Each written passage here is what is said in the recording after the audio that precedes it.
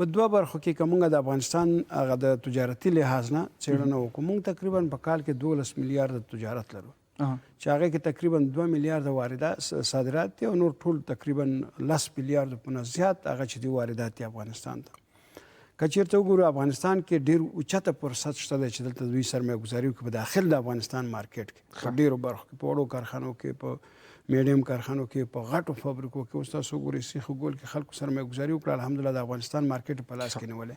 سپورټ دوی سره شته. که موږ د جغرافي موقعیت د لحاظ نه افغانستان وڅېړو، زه چې د ازبکستان نه مال اخلم ولې زه ازبکستان ته نشم ورکولی، زه چې د اسیا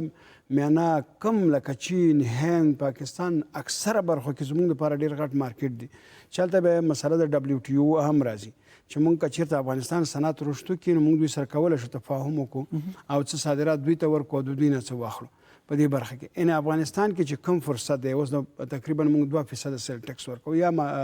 انتفاعي مالیه ورکوو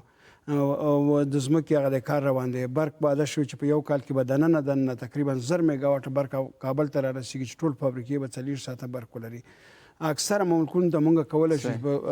ښه کوالټۍ باندې په ښه امتیاز باندې صادرات کړو. زموږ په وطن کې کارګر ارزانه دی،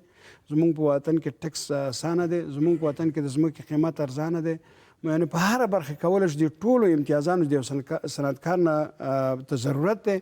په افغانستان کې استفاده وکړو، خپله داخل د مملکت ضرورت پوره کړو او ښه صادرات نور ملکونو ته ورسوو.